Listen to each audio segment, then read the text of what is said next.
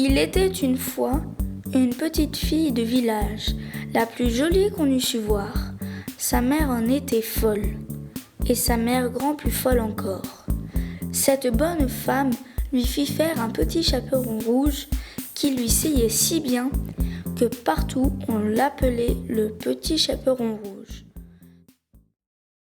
Un jour, sa mère, ayant cuit et fait des galettes, lui dit « Va voir comment se porte ta mère grand, car on m'a dit qu'elle était malade. Porte-lui une galette et ce petit pot de beurre. » Le petit chaperon rouge partit aussitôt pour aller chez sa mère grand, qui demeurait dans un autre village. En passant dans un bois, elle rencontra Compère le loup, qui eut bien envie de la manger, mais il n'osa pas, à cause de quelques bûcherons qui étaient dans la forêt. Il lui demanda où elle allait.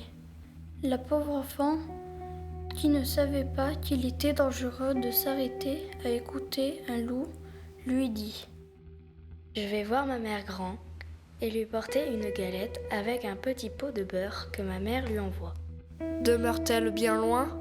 lui dit le loup. « Oh oui !»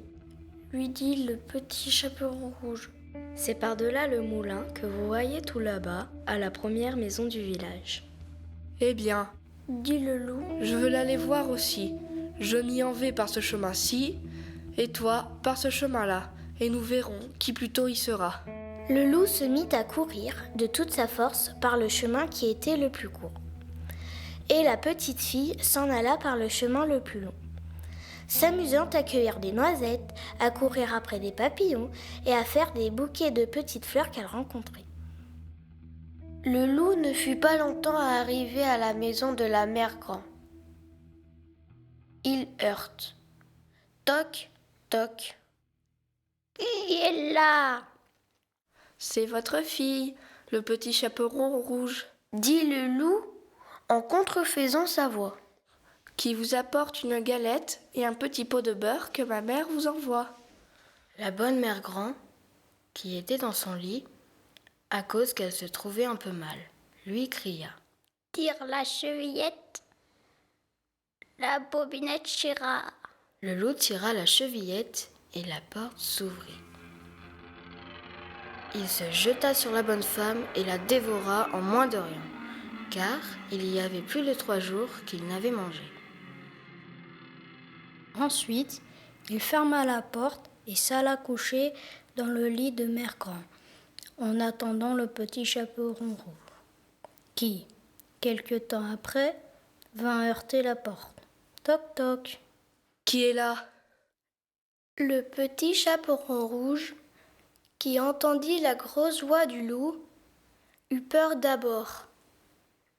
Mais, croyant que sa mère grand était enrhumée, répondit « C'est votre fille, le petit chaperon rouge, qui vous apporte une galette et un petit pot de beurre que ma mère vous envoie. » Le loup lui cria, en adoucissant un peu sa voix. « Tire la chevillette et la bobinette chira. » Le petit chaperon rouge tira la chevillette et la porte s'ouvrit. Le loup, la voyant entrer, lui dit en se cachant dans le lit sous la couverture.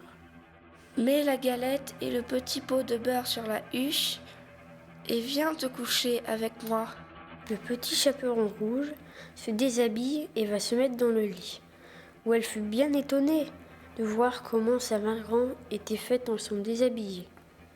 Elle lui dit « Ma mère grand, que vous avez de grands bras. »« C'est pour mieux t'embrasser, ma fille. »« Ma mère grand, que vous avez de grandes jambes. »« C'est pour mieux courir, mon enfant. »« Ma mère grand, que vous avez de grandes oreilles. »« C'est pour mieux écouter, mon enfant. »« Ma mère grand, que vous avez de grands yeux. »« C'est pour mieux voir, mon enfant. »« Ma mère grand, que vous avez de grandes dents. »« C'est pour mieux te manger. » Et en disant ces mots, le méchant loup se jeta sur le petit chaperon rouge et le mangea.